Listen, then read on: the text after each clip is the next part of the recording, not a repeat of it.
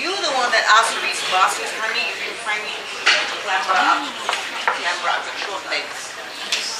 But I'll clamber up and just brace myself. Oh, yes, it is. He's so cool. He's very cool, but I'm just as cool because I'm going to be cool by not caring what I look like. Okay, here we are. You see, I did it. I was practicing. Ask them. I practiced it. What, 4 times. 4 times. Yeah. Okay. Hi, everybody. Whoa. Hi, everybody. I've got Shekhar here, and I had a chance to chit-chat with him just now, and we became, can we say we became friends? Yes. We're on the verge of becoming more than friends, but in the... Okay, I'm not going to say something. I'm terrible, so I won't say something. We just became friends, and I can't imagine myself trying to introduce you in a formal way. So, let's just say hi and begin. So, I think everybody knows Shekhar Kapur, right? Everybody knows Shekhar Kapur, so I don't even say things like Bandit Queen and all that. Those are all extremely important, and we definitely want to talk about it. I'm an actress, so I want to talk about it, yes? Not Bandit Queen, Mr. India. Mr. India, is it? You are watching Mr. India. Okay, great, we're starting that way. So you heard that, Mr. India. So, I'll tell you a little interesting story about this. Okay, we started. One day I decided I was going to go raise a private equity fund, and I didn't know how to do it, and then I realized that all the private equity players in Silicon Valley were big fans of Mr. India. You know, your sins of the past come back to help you. Shekhar, we have cried in that movie, we have laughed, we felt very happy watching that movie again and again, despite 20 years back when it was released. Tell me what the movie is about. Well, he's the man. No, you tell me. Shekhar wants to hear what you say, right, Shekhar? You want to tell us? Come on, tell us what you thought of the movie. What moved you in the movie? Mr. Because I don't know Mr. India, so you have to tell me. I know Bandit Queen. Come on. Is it okay if I clamber up and down? You need my help? Hi, my name is Rahman, and actually I work for A-Star, which is one of the government bodies. I came to Singapore 15 years back. And in the last 15 years, I've always asked myself, what is it that makes me as an individual? And the first thing that comes into my mind is me as an Indian, my values, my culture, and what makes me laugh, what makes me cry. And movies is a very, very innate part. It's a very intimate part of every Indian life.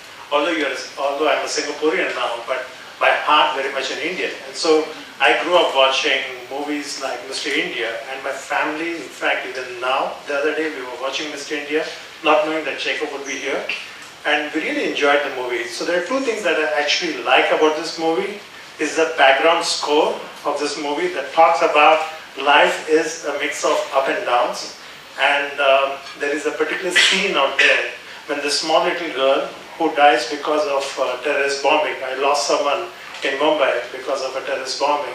When I see the scene, inevitably even now, there are tears that roll down my cheeks. Needless to say about the masala aspects in the movie, it's phenomenal.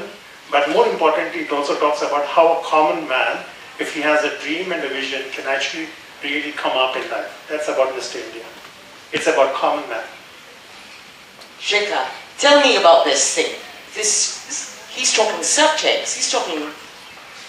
Yeah, and you love subtext. You see a picture, and you don't just see the picture, right? You see... What do you see? We talked about you're going into a great cathedral and seeing all that stone. Actually, subtext is the larger aspect of being. Not necessarily, I was going to use the word living, but living in itself is a definition. So every time you try and define something, you confine something.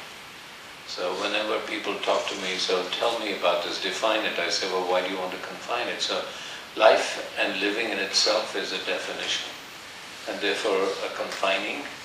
And subtext is often that which in a film, or in a conversation, or in a thought, goes beyond the immediate plot of that.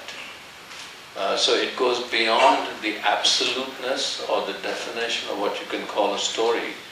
And a great story that creates a larger subtext, that each time you listen to that story or you come back to that story, you can relate your life as it is at that moment. And not only you, but almost everybody can. And that is great subtext, and that's why religion is great subtext, because people that have faith, every time they come back, you're listening to the same story, because religion ultimately is story. But if religion becomes a plot point, then it stays religion and it causes war. If religion goes back out of religion into subtext, which was the ultimate idea of faith, then it goes into an immensity that is much more universal. And then it goes into a part of your life and beyond, and into more universal state of being. How's that as an answer?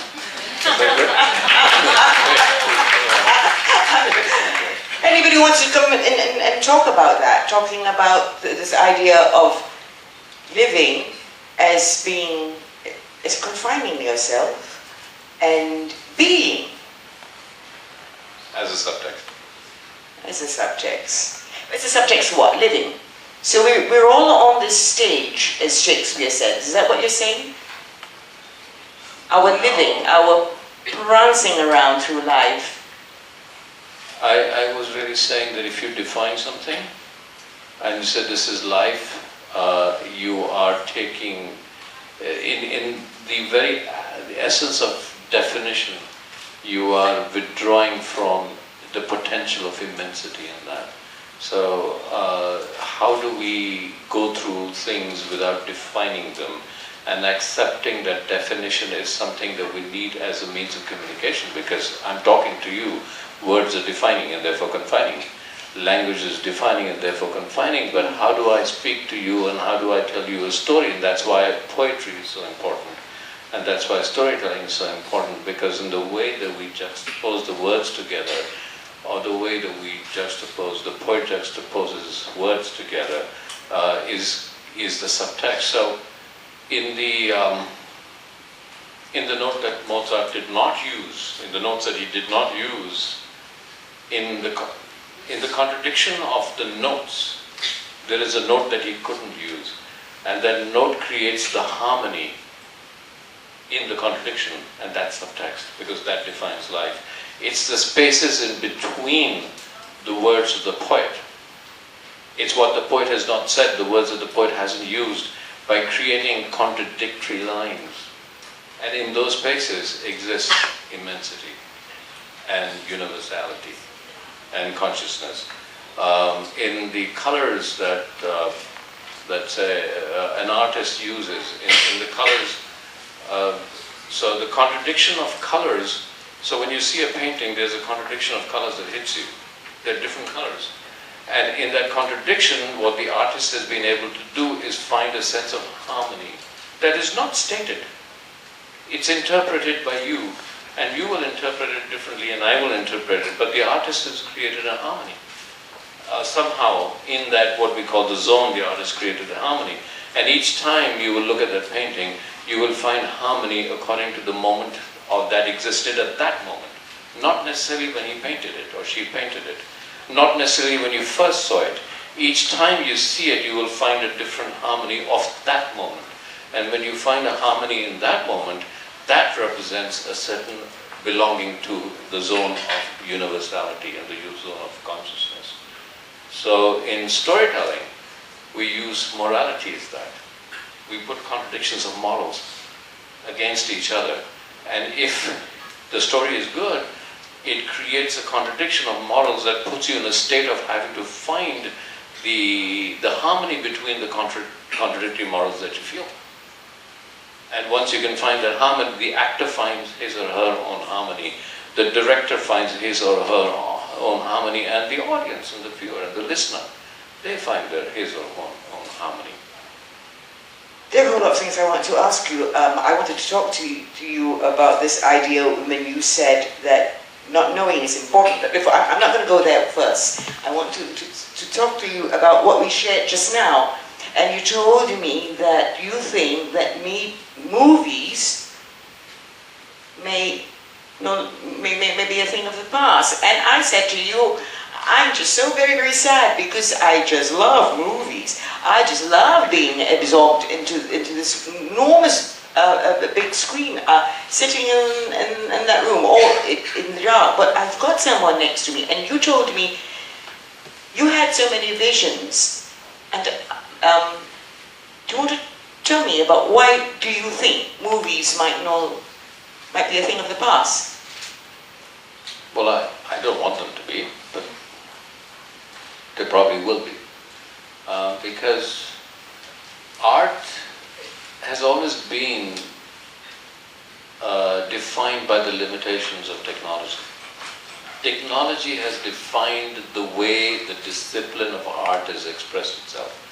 That doesn't mean that expression is a limitation of technology, but the communication of art has always been defined by technology. So there was no novel before the Gutenberg press.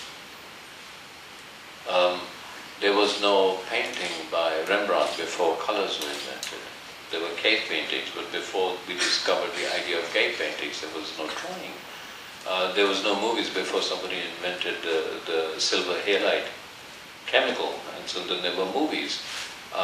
Who decided that the movies should be 2 hours? Unfortunately, the cinema owner decided to be 2 hours because they needed to sell popcorn. So at each time, Is it a fact? It is. Okay. It is. Try and make a 4-hour movie. They won't show it. Not anymore because people don't have the time. So Moses, right? Yeah. Moses was 3.5, 10 commandments. 10 commandments, 3.5 hours. That's when the internet did not exist and people had more time. And so the delivery technology of the delivery system defines how an artist will deliver, or a poet will deliver, or in this case, a director or a person who makes movies. So the delivery systems that are coming up now are so hugely different and immense that you can be delivered something, a bite, an emotional bite, or a moral contradiction, as I define stories, can be delivered to you in a bite on the internet in your home. So if that can be done, can I do that? If you want to consume it in 5 minutes in your cell phone, then I have to adapt to that. Not only do I have to adapt to that, there will be people that will thrive in that environment. There are going to be artists that will absolutely thrive. So who knew about the music video ever becoming? One of the most cutting-edge developments is the music video. If you look at some of the best music videos, they came out because of a particular technology that came out that could deliver things to you in a very short bite. So people are watching music videos on their little iPhones or any other camera, and some of the most interesting innovations of forms are on music videos. Some of the most cutting-edge things have been on commercials. They've been driving it. And we as filmmakers look at this and say, oh, that's an interesting technique, I'll use that. But that wasn't a film. So the internet is redefining the way we communicate. I communicate on my blog, I communicate on my Twitter. I just discovered, I've suddenly discovered I write poetry. One day I was asked to speak poetry, and there was a band called Medieval Pundits, which is like a fringe band in India. It's quite popular. And they said, oh, well, we'll do the music to it, and we did it. And I said, how fascinating. So I go on to now, I've just bought a mic, I go on to SoundCloud and I read my poetry, I email them, they go to SoundCloud, and we never meet. And they put the music to it, and then it goes on to the internet. I don't even sit with them. Wow, I said, right, I can create an album without ever leaving home. So it's fascinating. So I've adapted to technology. I wasn't a poet, I wasn't a musician. I've become a musician. I'm cutting in albums because I've adapted to a delivery system, which is what technology is. I've found a new way to communicate. Talk to me about the children in the car wearing something or other, and the wife crying. Oh, that was the idea that you spoke about was the idea of immersiveness. The assumption that immersiveness is a sensory perception It's a sensory perception that is picked up by your brain that you get by seeing a very large screen. Well, there's no larger screen than your perception. It is actually a limitation. Even a 70 mm screen is a limitation trying to achieve the potential of your perception that is far more, has a greater potential than the largest screen in the world. So how about, so you say, well, the next step will be, let's have a wrap-around technology. So now that's a screen that goes from there. How about a screen that goes around here that completely envelops you? That's terrible. I mean, we've done that before. No, but we have things that are glasses now that you put on, and you put those glasses on, and you get a completely immersive experience. And I was saying today that you suddenly find a car that is driving through, and on the road is your seamless moving from one internet service provider to another, and you can drive through half of Europe, and you just go from one internet. So you could watch a movie being provided and keep picking it up, but it's being transmitted through that, to your glasses that you're wearing. So you are in a car where the wife is sitting, having tears coming down her eyes, but she's wearing these glasses, you have no idea why. And you have kids at the back going like this with glasses in their eyes, and they're each playing a different video game, and the poor husband is driving because they have to drive. And so that could be it. But even that technology is gone. And that's like 10, 15 years old now already. So, you soon will have something embedded here that when you're born, they'll embed something into your brain, and suddenly potentially more. It's how do you achieve the sensory nerves? How do you get to those, to the optic nerves? Or you can bypass the optic nerves, because even that is a technology that your body has to sense the world. So if you can get straight to the sensory nerves and put something in there, then I could be speaking to the whole world constantly because I'm connected directly to the sensory nerves. So that begs the question, does it have to be done by technology? Is there another way? Has science, I'm sure there is. I sense what people call being in the zone. Is that, I think that you sense people's subconscious. And there is a form of communication that science will soon discover, that there is a person can sit and get in the zone and then find the zone of consciousness that is a universal consciousness, and then you won't need that chip. But that is something that people do anyway. They've been doing it for hundreds and thousands of years. It's like a technological om. It's a technological om, yes. Yeah, correct. Oh, sorry, please let me not interrupt. But when you told me the stories... This is getting dangerous. Okay, go on. But sitting there with spectacles and just getting that sensory perception and all that, I just felt it was just so isolating. It was just... Going to the movies, it's going with the family, going with... Yeah. Sweetie, not to sit there and just put on these spectacles and zone out. But the whole idea, the filmmakers' attempt is to make sure that you forget that there's a person sitting next to you and concentrate on the screen. And yeah, of course, if it's a comedy, then everybody else's laughter helps you laugh. That's why on television, the worst comedies, you get canned laughter. Because they're trying to prove that everybody else is laughing, and it works. I mean, you try and watch a comedy on television and tell them to take the canned laughter out, you won't enjoy it so much. There's something subconscious, subliminal about the canned laughter that makes you feel, oh, everybody's laughing, and then you want to join into it. It's a slight persuasive power that doesn't inherently lie in the joke, it inherently lies in the technology that you're using. So yes, it will take it away, but it's the same thing. I mean, it's one of the things that the internet, we're all worried about the internet in a way. While it is creating communities, on my Twitter account I can talk to, Lady Gaga can talk to 7 million people in one instant. She just does and 7 people are listening to it. Is that something coming from me? Yeah, I think that doesn't sound like mine. What is on? I didn't know it's something coming up from the bar. Phone on the bar. So, oh, the phone on the bar. It's not mine. Anyway,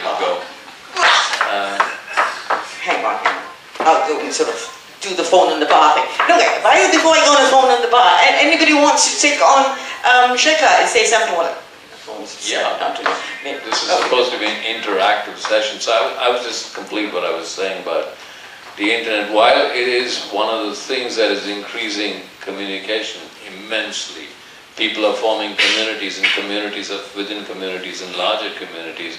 There's also something that is happening that we worried about, is that it is forming communities in isolation.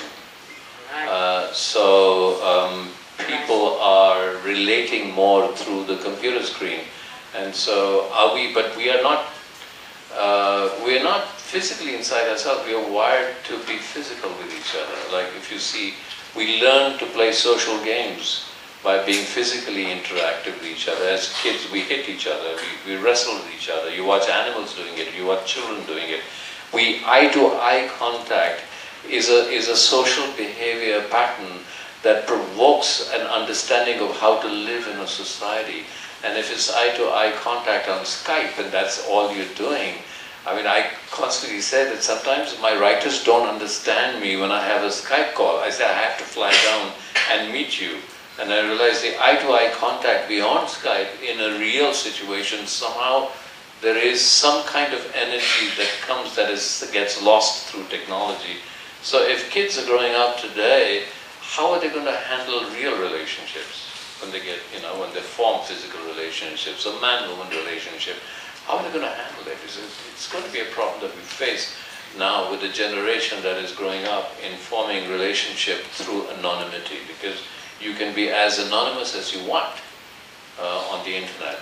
And you could take on a different persona. You're not forced to be yourself. You're not forced to play the social game that will bring you out into the open. And I'm sure in management you have the same thing, that are you learning to be managers by default? Are you learning to be close managers? And I find in management more and more people are going out to play games together. They're going out on adventures together, because an adventure, can you create team by playing a video game? Why do you need to go out and play a physical game? It's an interesting thing that to see the interactivity. For example, there's a lot of directors that will direct a film sitting behind a video screen. So there's an action going on, and they all sit behind a video screen because they can see exactly how it comes out. I can't do that because I come from a place which has greater beliefs in things that are beyond logic and beyond reason. And therefore I believe that my presence on the set in the field of the actors creates an energy of love and trust and communication that goes beyond words. And it's just a presence. But to me that presence is important, whether it translates to my actors or not. I feel it does.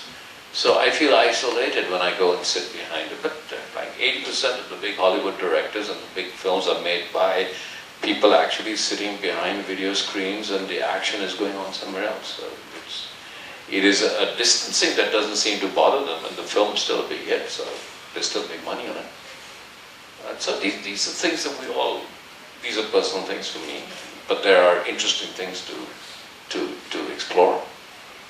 I'd love to jump on that, but anybody that wants to come in and chit-chat, really make it interactive. Anybody wants to ask that, this idea of the director looking at video screens, being at a distance from the action,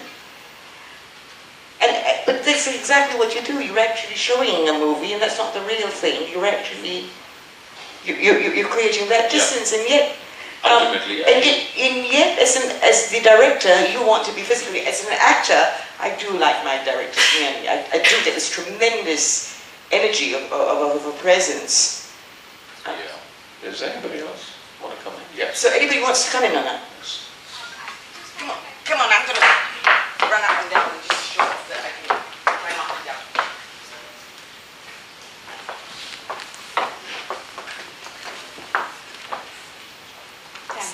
Hi, I'd just kind of like to address you talked about anonymity created by the whole technology. I know it's a challenge for media to kind of break through that. How would that challenge be addressed, to kind of break through that kind of anonymity that is created, where you don't really know your consumer anymore? If you're talking about, I don't know if I'm going off track with talking about media, But in that context, how would you kind of address that anonymity created by technology today? Well, there are two things that you have access, much greater access to your consumer. If that was a question about a consumer and marketing idea, you have far greater access than you ever had. And now you have to find, what you're looking for is to find intimacy. So, as against the salesman that came home. You know, my mother, who passed away now, she would never ever, she hated supermarkets because she missed the intimacy of negotiation. And negotiation is a social thing in India. It's not, while people say that, you know what, it's corruption, it's not. It's actually when you negotiate with the taxman, you say, I know the rules, but how much for me? You know, it's a negotiation, it's a social habit. And so when the fruit seller came, not only did they negotiate the price of apples and mangoes, and she negotiated very hard as he did, but the longer the negotiation lasted, the longer the social interaction lasted. And the social interaction, she knew where he came from, she knew his family, because in between she said, would you sell this to your parents at this price? And then we would talk about the parents, and it would go on. And so there is a question that inherent in your question is the question of, in marketing, how do you create intimacy within anonymity?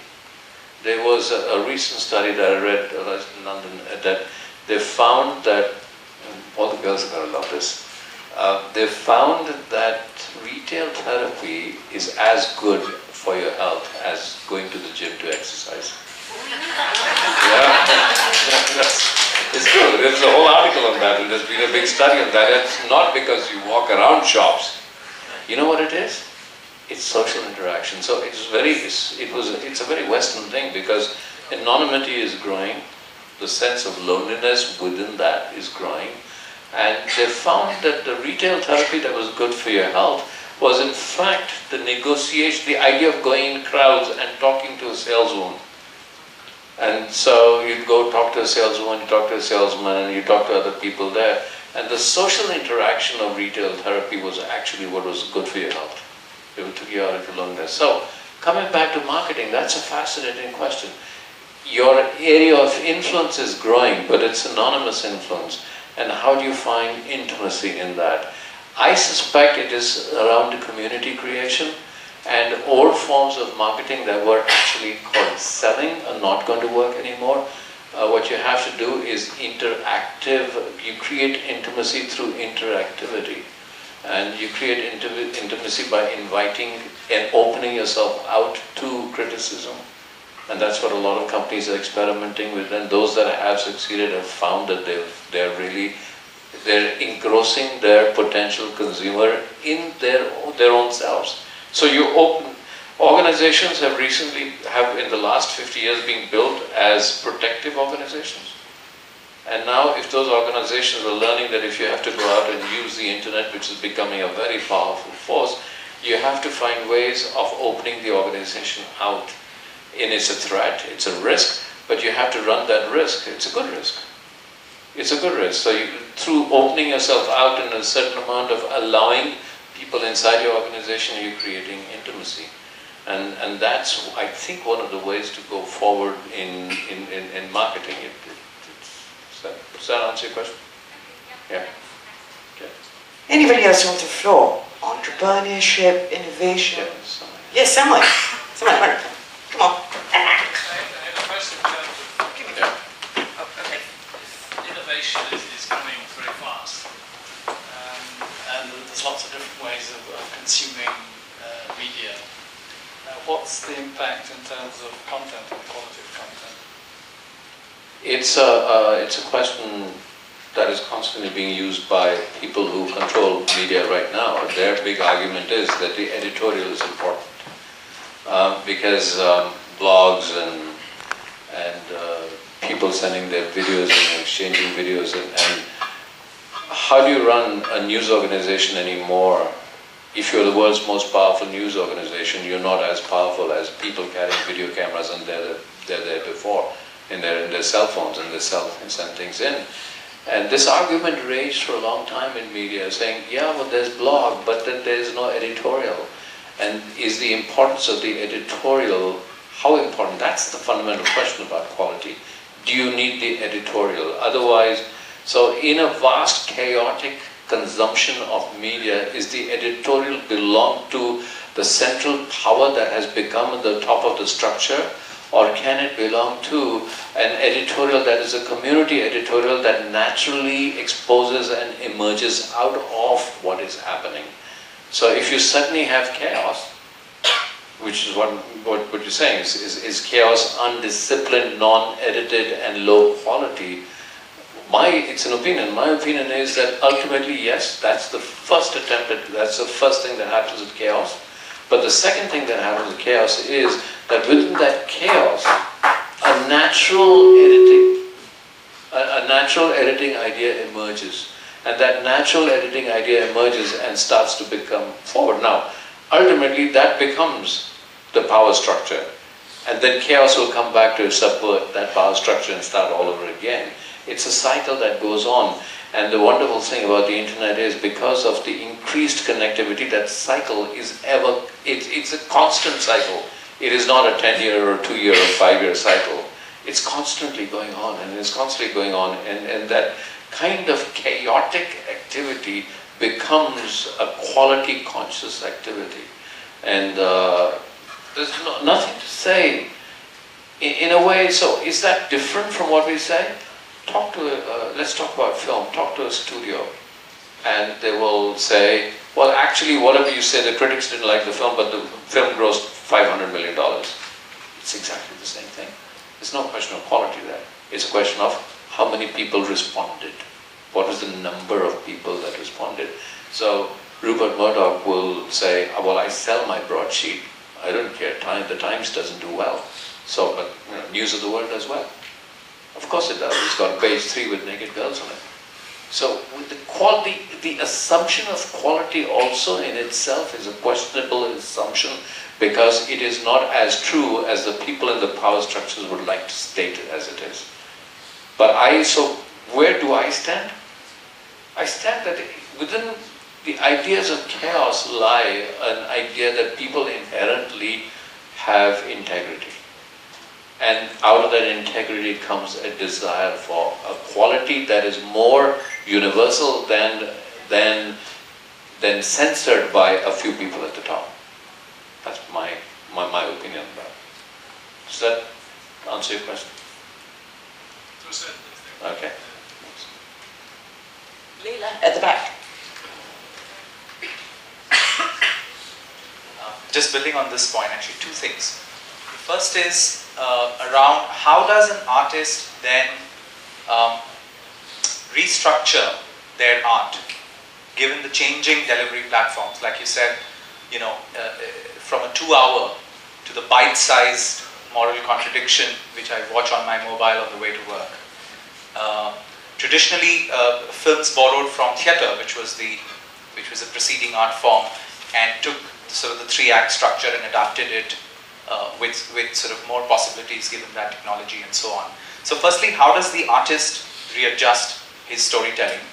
So that's one. And the second point is a bit of a continuation of this, which is that with democratization of access, almost for free to content, how does the artist ensure the monetization of his work? How do you get rewarded? I mean, how does an artist eat? Yeah. Right? Okay. What was the first question again? Let me take that one. First one is the eating of the artist, I'll talk to you later. Yeah, so inherent in all creation, whether it's the creation of a work of art, or the creation of life itself, or the creation of a business enterprise, is destruction. There is no creation in anything. If any organization or any art or the very laws of the universe were not based on destruction, there would be no creativity. So change is an essential part of art. And there is no greater change than destruction. Now, that destruction can then come as a surge that can become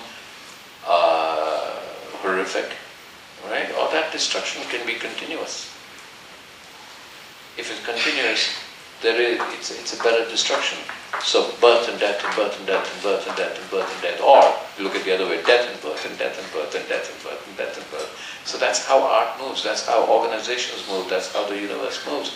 So it's a very good thing. That change that you're talking about is an essential change. You have to change consistently. Okay, so the second is how does an artist eat? We are coming to an understanding. We're essentially talking about intellectual property, right? We're talking about copyright and intellectual property. In India, we have a wonderful way. We say that copyright is the right to copy, right? So, but seriously, it's, let me give you an extreme point of view. If the Bible were copyrighted, there'd be no Christianity. If the Quran was copyrighted, there would be no Islam. Imagine the Mahabharata copyrighted. Imagine that, 300 volumes of this book was copyrighted. Who would read it? What is, imagine if Einstein's equations were copyrighted. How would science develop? We're all very fortunate that copyright belongs to, an intellectual property belongs to a small group of knowledge. Because otherwise all knowledge would be copyrighted and intellectually privatized. So that's one thing that we need to understand. And certainly in developing nations, we constantly, I'm on the board of innovation in India with the Prime Minister, and this is a problem that we face all the time. Our patent laws there to protect the rich and the powerful, or other there is scientific advance and advance of knowledge. Who is it meant for?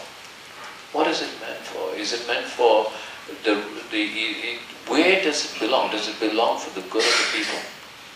And we've seen that. I mean, with drugs for AIDS, we've constantly seen that with drugs for malaria and things. And this is a knowledge that all of you have, because that controversy has raged all the time. But let's come back to artists. I would suspect that what we need, with the speed that I'm able to come out to people today, I'd imagine in 5 years, if I was popular, which is why I would try and copyright myself, because I was good and people wanted to see it, I want to make money. Today people want copyright for 75 years, something like that, 75 years. Bono has been fighting for 75 years of copyright. I'm going to go to my lawyer and say, can you copyright me for 5 days? Could you protect me for 5 days? Because within 5 days, every human being on the earth will have access to me. Within 1 day. If I had the power, I could press a button in India and 750 million people would be able to listen to me on their cell phones if I had the power. Can you copyright me for 5 seconds? So what am I really talking about? I'm talking about ultimately, can I give up copyright for brand? So Radiohead did that. Radiohead, the band, went out and brought their album out free and made more money than they ever would in going out and doing gigs on that thing. So they brought out 5 albums, they put it on free and then made an album of 10. What are they effectively doing? Is they're branding themselves.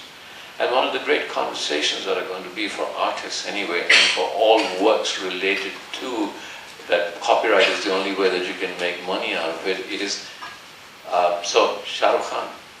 How many of you don't know Shah Rukh Khan? Okay. So what did Shah Rukh Khan do? He could actually do films free and give them out free. I had this argument with him. I said, why are you fighting piracy? 85% of all his films are seen in a pirated fashion and nobody makes money out of it except the pirate. But the assumption is that that 85% is actually going to go to the cinema to see it. That's the wrong assumption. So by encouraging piracy, you're increasing your brand and making more money out of commercials. So there's an argument there that says it's copyright piracy versus branding. There's a huge argument for him to actually say, I'll act free, give my films out of free, because if I give them free, more people will see them. More people will see them, and therefore my brand increases, and then every commercial I do, I'll get paid $10 million for, because there's so many people, because my brand is increasing. Sachin Tendulkar gets paid nothing to play, almost nothing to play cricket for India. Would he give up playing cricket for India because he can't copyright his self? No. When he makes a century, his brand increases, and he's one of the highest paid brands in India. So branding versus copyright and intellectual property is a debate that will rage for some time, especially with the internet. Yeah. So just two very quick observations. One was that all the classics that you named, ranging from the Mahabharata to Bible and then Einstein's equation, all of these were written by people who were publicly supported, in the sense that they were either university professors where the government was giving grant to the university so that these people can produce something and release it to the world without charging each individual or anybody, right? So there was a system that society figured out. They almost figured out that this is a public good, and hence there's no point in trying to copyright or restrict the output. Let's just find a way to finance the guy that's making the input, and then let's make it available to everybody. So that's sort of one observation I had about all the examples that you gave. The second piece around the brand versus copyright, there's another sort of challenge in that is when there is a collective art. So while Sachin and Shah Rukh can do their things for free, what about the cameraman that does Shah Rukh's films? What about his makeup artist? What about the writer? What about everybody else who will never get ads and who will only get paid based on the 15% that actually went to the cinema and paid, and then out of the entire food chain that goes into a collective art, they will get that little percentage. And in some cases, when they're out of work, face some miserable consequences. No, you're right. I'm taking extreme examples, but what we'll always go for is the middle way. So when Radiohead put their songs out free, they made money elsewhere, so they still paid their sound engineers. So all the people that work for Radiohead still got paid because they made their money somewhere else. So so when Shah Rukh makes his films, you still have to pay people. But he doesn't, he could because he's the brand.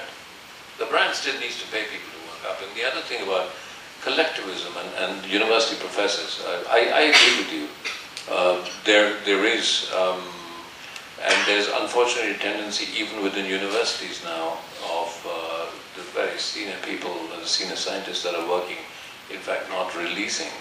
We hear about cases about not willing to release their own discoveries till they can brand them and patent them and earn money out of them. But I agree. I mean, exactly. Although I don't know that Krishna was. But no, I fundamentally agree with you. I think there's a movement, and I completely agree that that's how it probably should be. I mean, Tansen was supposed to be the greatest musician ever, would not have existed unless Akbar just said, come and sing. And that kind of support system by the state or by some kind of collectivism or university is a very important part of life, and it should be encouraged. Sorry, there's a gentleman there. Hello, my name is Chris. I run a startup called Good For Us, and we're interested in how all these new media forms can help in a social aspect, sort of for environmental, for social justice. And I was particularly interested in your sort of take on where you see this media form going, sort of bringing these moral contradictions, not just to tell stories, but to involve us in these stories, as opposed to to inspire us to sort of move away from the naked ladies on page 3 and involve us in something bigger. I was wondering your thoughts on that. I think that's one of the big things that new media is doing anyway. I I think that there's more awareness among younger generations now, the generation that's on the internet. Not all of them are playing, page 3 games, but there's a huge awareness. And on my own Twitter account, which is very much, a lot of it has got to do with water, people become very aware when I tell them, and I post them, and I'm not the only one in the world.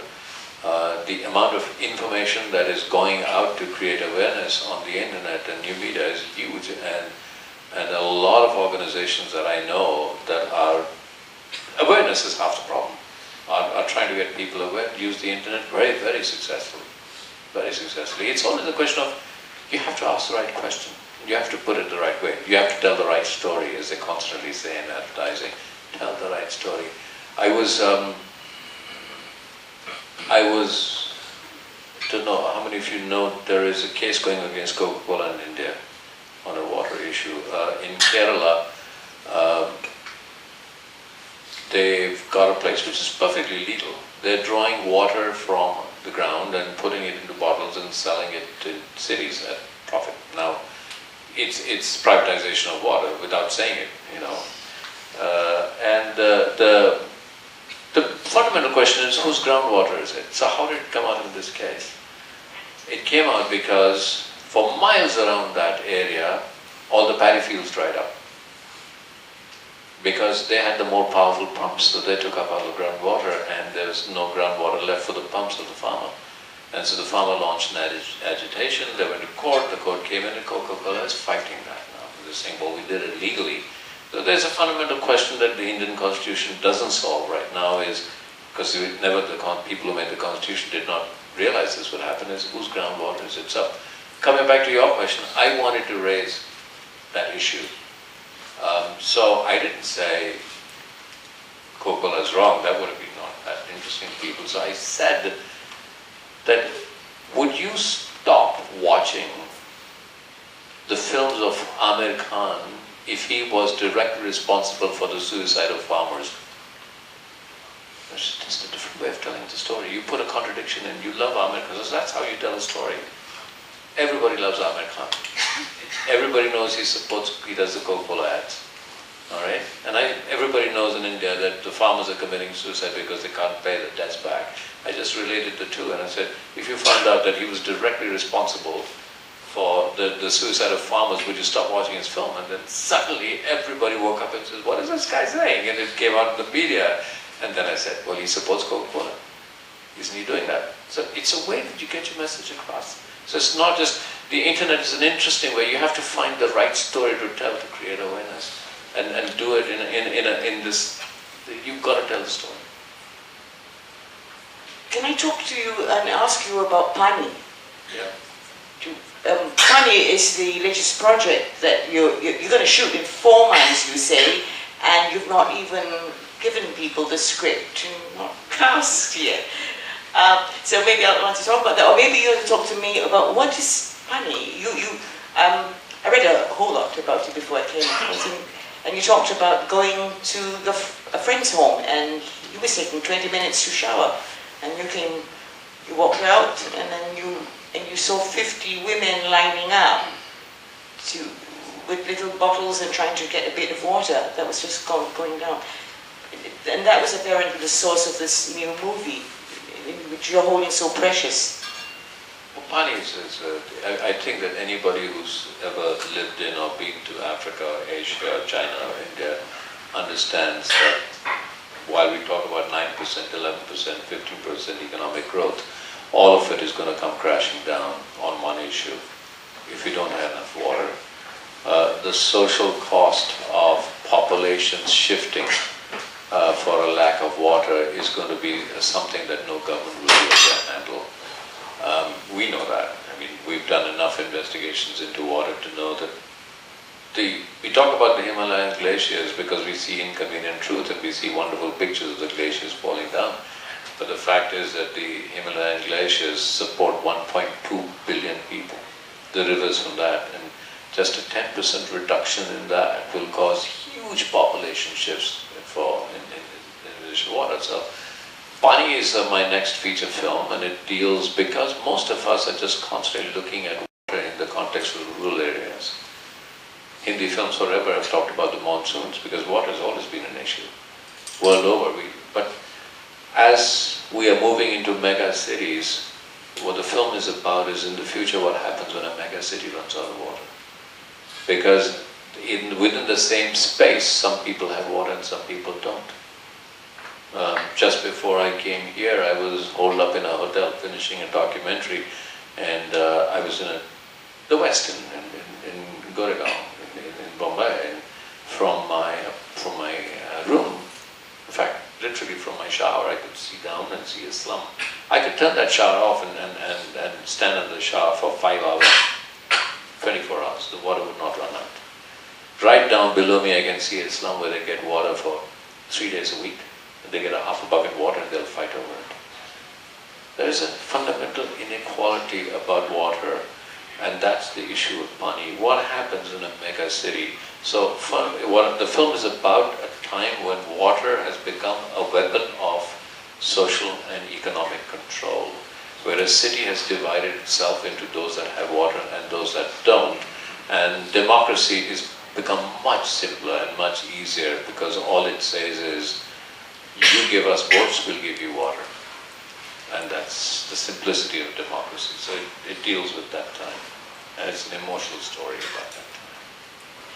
What about the tsunami? So much of water. Yeah, tsunami is a different thing. I mean, I wish we could all drink it.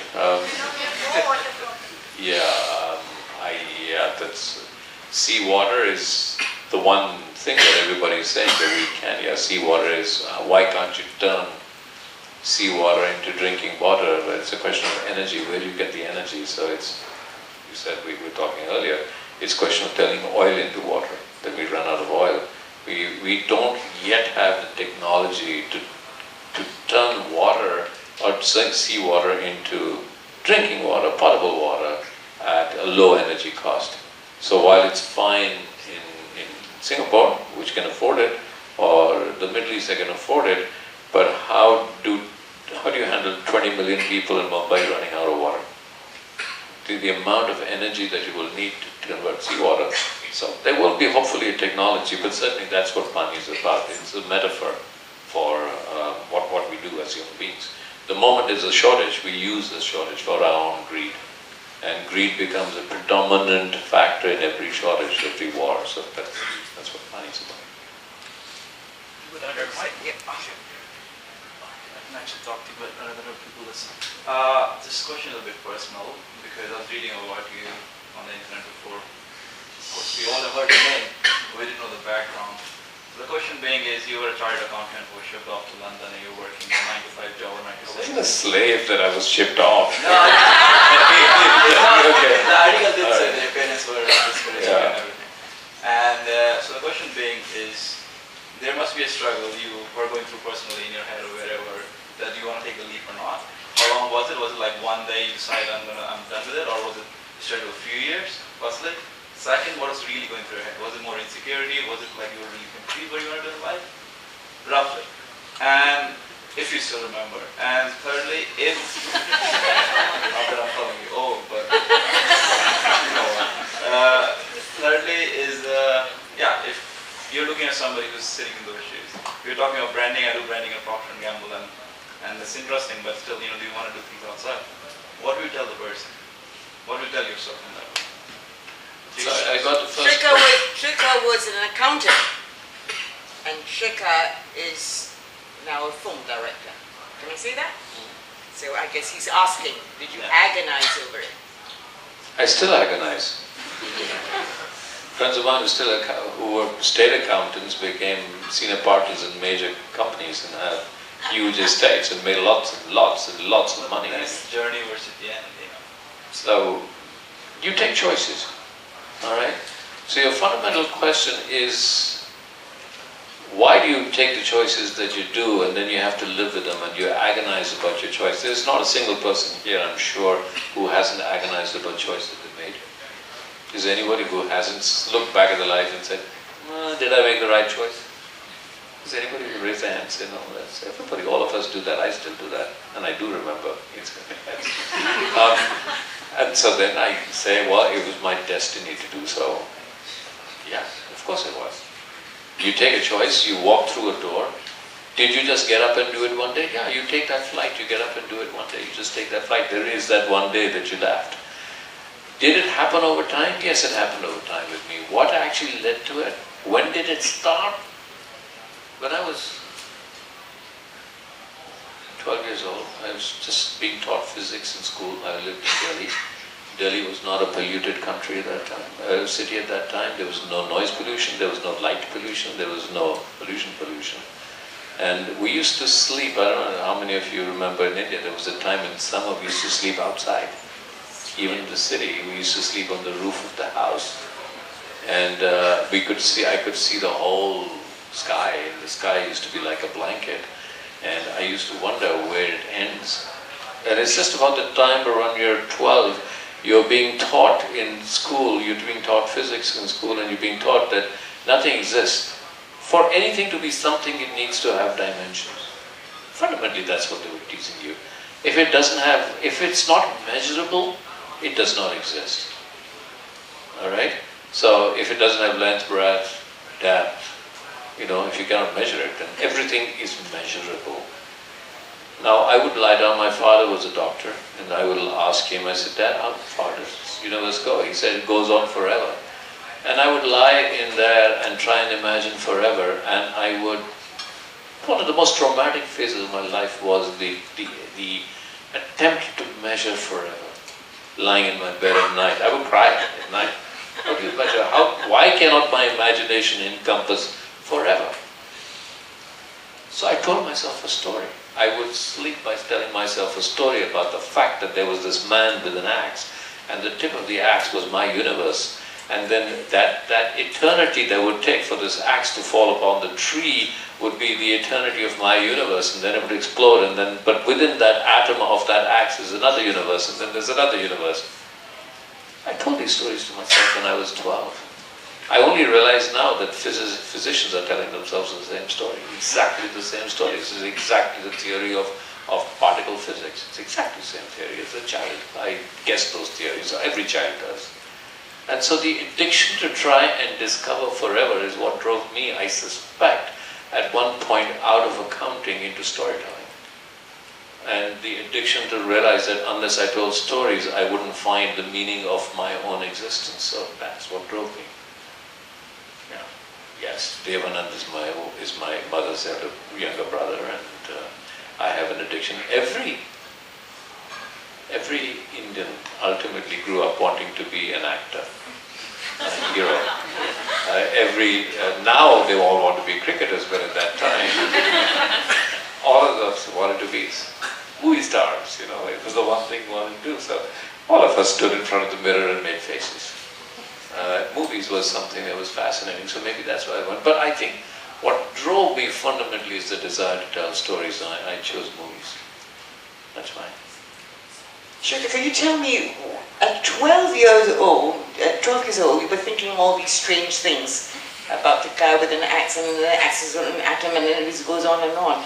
I remember you said something about Indian people being tremendously expressive.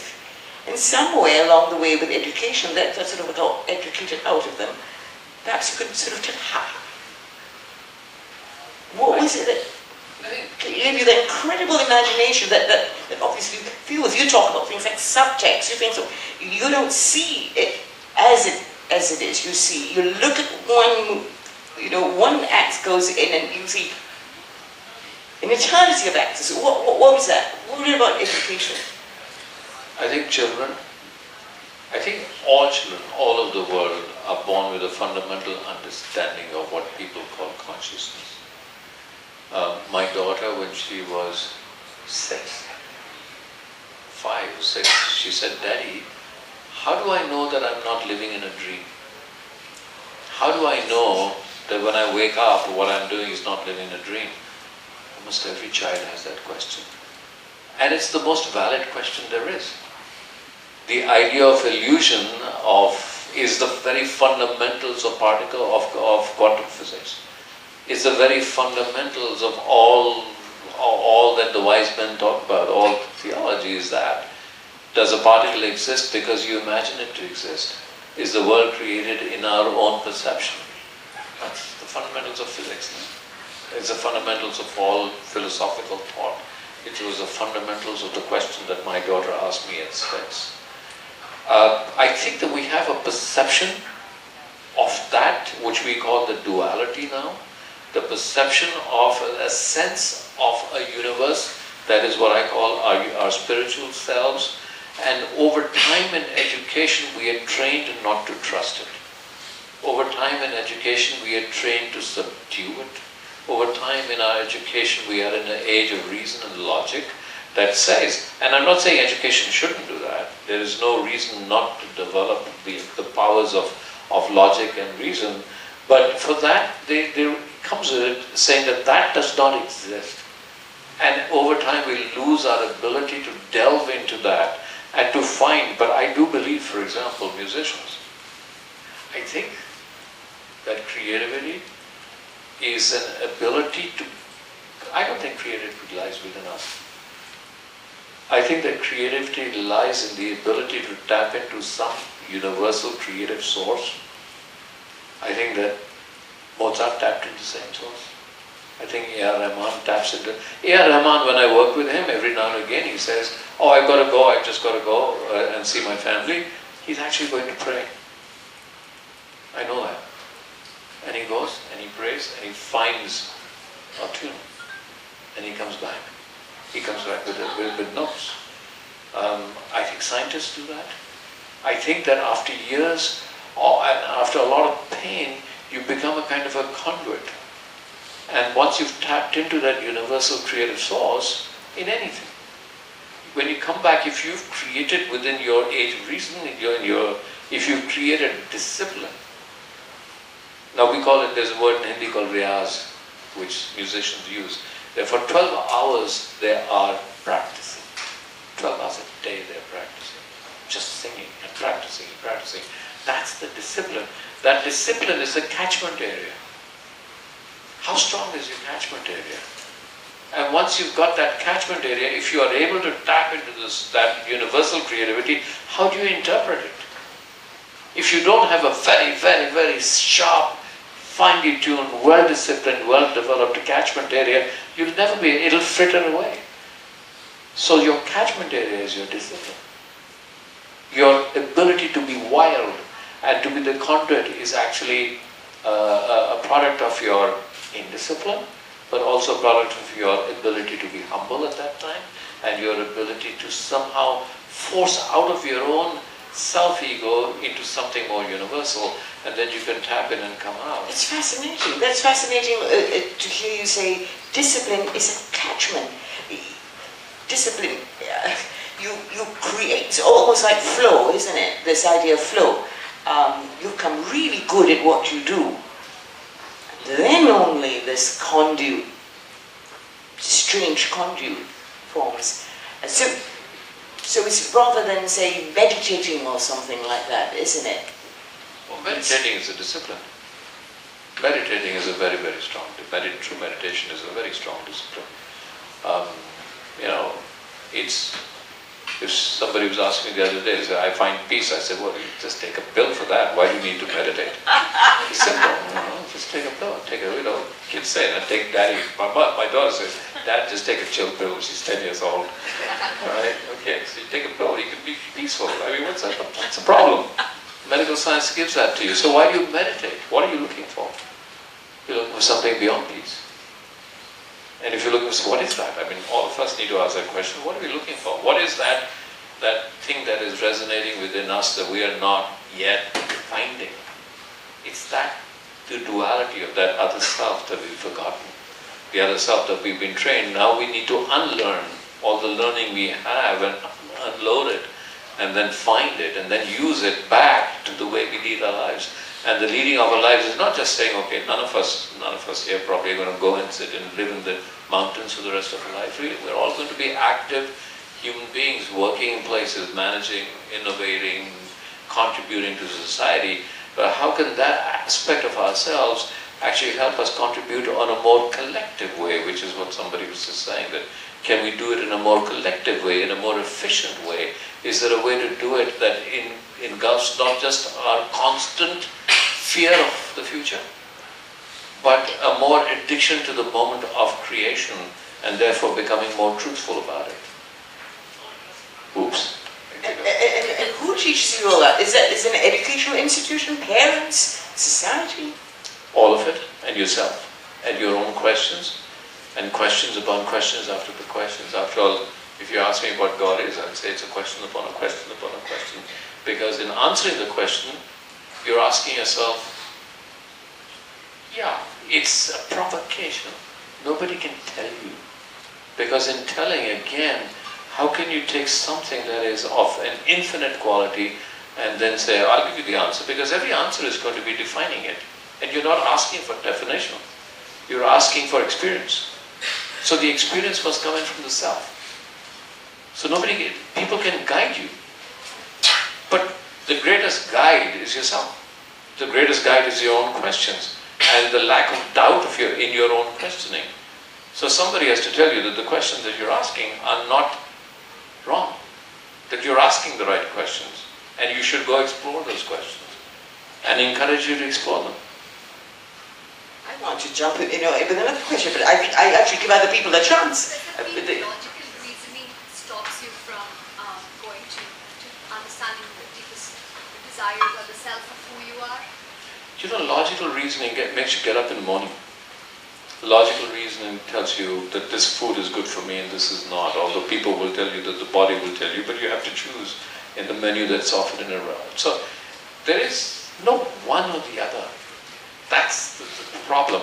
A large part of the teaching of spirituality says that everything is illusion, therefore your life that you lead now is an illusion, therefore it's wrong. It's not wrong.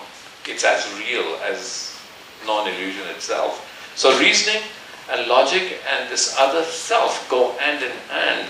And when they go hand in hand is the personification of life as we lead it. Somebody said this to me, right? The deepest,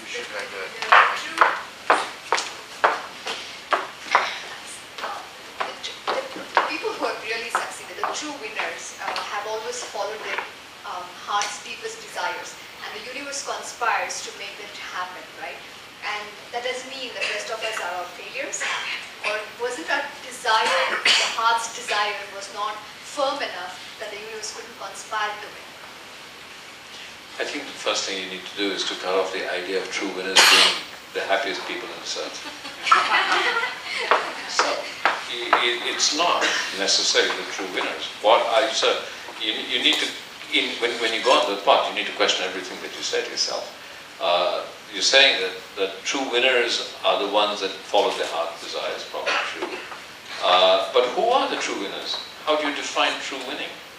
I wouldn't say rather true winners, probably those who have been successful in their life. So then you need to define success. Hitler was very successful. No, it's true. I mean, you've got to ask these questions. So how do you define success? What is the measure of success? What is it? Like when we talked this, right, we had an interesting conversation in a talk, and then these questions came up, like they always look at Bill Gates, right? He became the richest man in the world. Or we named quite a few people who made it in this world, like Gandhi and all that. So aren't these people who stood up to what they truly, truly believed? You constantly, let me just say this and throw this back at you. You constantly use the examples of fame. But that's what the world, or people give an example constantly, right? So to define people are success. so again you're defining it. I say don't define it. Just don't define it. Then you look for the answers. But as long as the aspiration stays to, this is getting to be a philosophical discussion, but I will say this to you, just one thing, and I say to myself constantly is, one of the biggest mistakes we make is that we see ourselves reflected in other people's eyes. That's a fundamental mistake. And so when people say, but look, you haven't made as big as Bill Gates, somebody else's insecurities are being reflected and you are accepting other people's insecurities as a reflection, as a judgment upon yourself. So a large part of what you're saying is a judgment upon yourself. So I need to judge myself for the fact that actually Bill Gates is, it's a judgment upon yourself, and you're defining success as that. And so you're saying, well, they followed their heart's desires. There are millions of people who are following their heart's desires and probably happier than Bill Gates. I don't know. I don't know how happy he is or how happy he's not. But I'm saying that that has become a judgment. It's not, it's a judgment. That's all it is. It's somebody's, a society's judgment on what that is defined as. That's all it is. Anybody else? Yes. James Joyce defined two types of art. One was commercial art, which he was very derogatory about, and true art, in the sense that a true artist had a genuine vision. Given your background as an accountant and director, do you consciously, are you aware of that distinction when you're making a film, and how do you manage the contradictory impulses? I think I've learned that how much of true art can you embed into commercial art? And often you're lying to people. So I prepare a lot. That's, when I go out to shoot, I prepare a lot. I'm addicted to preparation. And yet I am addicted also to finding the moment, the truth of the moment. So how do I marry the two? That's the contradiction. So I have to go in the morning and I go to the set and I try and panic my mind by telling myself I know nothing, so that if I panic my mind will leave preparation and be in such a state of panic that at that moment or that panic might, if I'm lucky, arise a moment of truthfulness. That will be the true answer to the question that I'm facing of where to put the camera. Because if I'm shooting right now and there's a scene going on in the middle, there is a million places for me to put the camera. Where do I put the camera? And I have to make the choice within 30 seconds because 600 or 300 people are looking at me and saying, "So where do you put the camera?" How do I make that choice? Have I made that choice through an examination of what is right or what is wrong or not? No, I've not. I've made that choice instinctively. Then how do I know that it's the right choice? Is it through a process of absolute argument and logic and reason? It cannot be. Not in 30 seconds can I do that. It has to belong to some kind of vision. I could not have prepared for, if I'm going to war, I cannot prepare for a bullet that might come from me in any angle, and then what do? I have to leave something to the instinct that I hear the shot being fired and my reactivity to it. How do I place the camera? I then ask my mind to step out of the way. I then ask my reasons to step out of the way. And then I know it's not about right or wrong, that can I find an honesty in that moment. And so I sometimes panic my mind while I tell my assistant director and the producers, oh, I know exactly what I'm doing. I'm actually in a state of utter panic. In a complete panic. And my face is completely calm. But inside, it's complete panic. I'm schizophrenic at that time. And out of the schizophrenia, something arises as tell me put the camera, and I need to know that I can trust it. How do you know you can trust it? Because you need to find that truthfulness in yourself in that moment. It's very momentary. But then, moment can encompass an eternity because you made the decision out of something that's much more eternal than whole days of thinking about it and reasoning about it. So, you constantly are trying to embed, that's what true art is. True art is the moment. Commercial art is an expression of a discipline and it's a process of definition, and it's a process of weaving things together in a much more linear way. So commercial art is much more linear than true art. True art is chaotic and momentary. So the moment true art goes into a linear, so it goes into some kind of linearity of time, then it becomes commercial. You've lost it. Then you have to hold on to it. So there's a constant flux between the in and the out, constantly in creative work that combines both. Sorry. Go ahead. We've got time for one more question. My question will have two parts, just for time's sake. Firstly, I'm a great fan of your works, comic or otherwise, and you have this very strong main character who's deeply conflicted.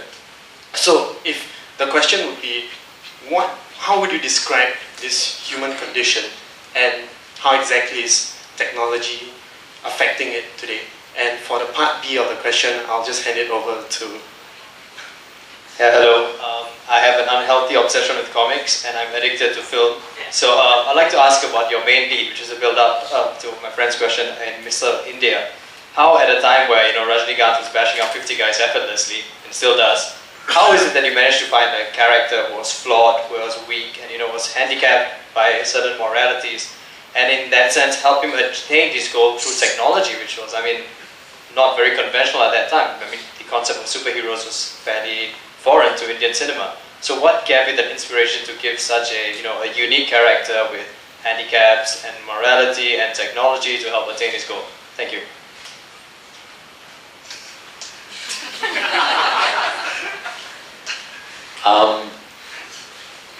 Mythical heroes have always been flawed. Remember that the hero of the Mahabharata is not Krishna, who's not flawed. It's Arjuna who's flawed.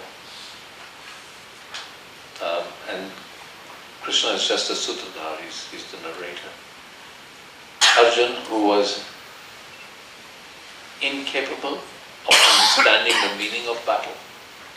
He was a great warrior, but flawed because Krishna proved to him that he was a coward, so that was his flaw. Superman. There's no Superman without Clark Kent. Clark Kent can handle everything, he can't handle being in love. There's no Superman without kryptonite. If there was no kryptonite and if Clark Kent could handle being in love, and Clark Kent was just such a silly man going through, he was silly, he would not be a superhero. There is no superhero that is not flawed. So you have to find the flaws of the superhero before you find the superhero. And those flaws effectively in all mythology have been the flaws of being human.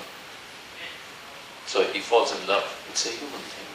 He can't tell the girl that he loves her, it's a human thing. But hey, that's Superman, come on, that's his flaw. So you take all mythologies, supermen or superwomen or super beings have been deeply flawed in their humanness, and then they have a superpower that allows them to come out of the flaws and find and the evil has always been much more powerful. You don't have a superhero without a supervillain. The supervillain defines, and then somehow in all mythology it's not the superpower that gets the villain, it's the humanness that gets the villain. So even in Mr. India at the end, he doesn't fight the villain with his powers of invisibility. Ultimately, he fights him as a human being. And that's the fundamental truth of all superheroes and all comic books and all mythological storytelling. Ultimately, Arjuna has to win. Krishna can't fight the battle. Otherwise, he could have fought it. He would destroy him like that. Arjuna has to fight. Arjuna has to overcome his own internal conflict. And each superpower of Superman or superhero has an internal conflict that he has to resolve, and that makes him human like us. We have internal conflict. Yeah? I think that's all we've got time for tonight. I think that I want to say, and I'm sure that I would reflect much of the thinking. I can sense the energy. I'm an actress. I can sense the energy of the audience. I think that we're deeply impressed, Shekhar. You're a man who thinks. You're an accountant. You're technical. You're prepared. You're a man of action. You go to a set, 300 people ask you, where the hell do we put the camera? You've got to come up with the answer. And so you're a man in the moment, and you're doing. You draw into that particular act in this incredible, vast universe. It's not only about gods and mythological heroes. There is an energy, an essence that you seem to draw from. And you opened your soul to that, lying there on that terrace, isn't it? Out when you were 12-year-old, looking at stars. And you're telling us that we need those of us who are working, thinking, Well, I'm not miserable. I'm not miserable. Don't get me wrong. Yes, just opening yourself to this incredible energy. I really am truly very moved. Thank you very much. And so, could I ask Arnold here to give you a little token of appreciation? Shekhar, I have to say that I've learned in the last 7 months that the role of the president is to shut up and never say anything.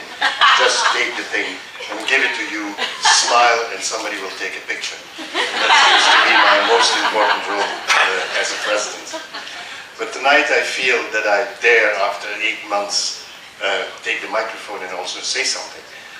Because I think that I share with Margaret the thanks that we want to express as an audience for having been very open and very direct in answering the questions. And there's so many things that you told us that I have to think about, that I have to go through, starting with the questions about destruction, creative destruction, and how you, as an artist, you embrace it completely, but also daring to go into philosophical concepts with very difficult questions and about fame or about trade-offs to be made in life.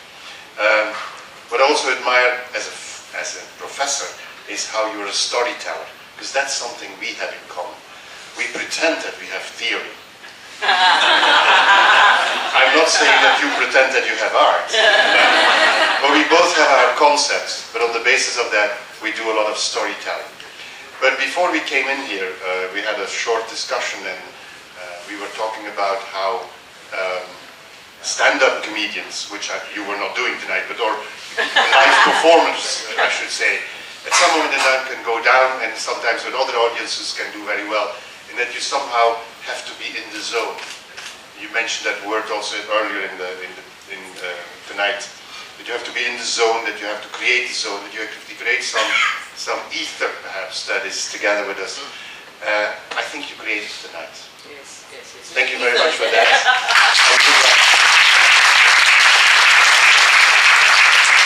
And now I will do my real job. That's a good picture. We have to take a picture.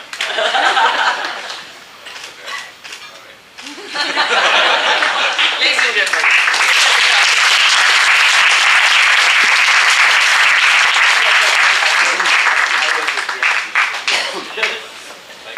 Thank you very much. Thank you. We have to though take him out for dinner right now, but what you have is the dinner that we have served over here. Okay? Thank you again. This is Leila. Thank you so much.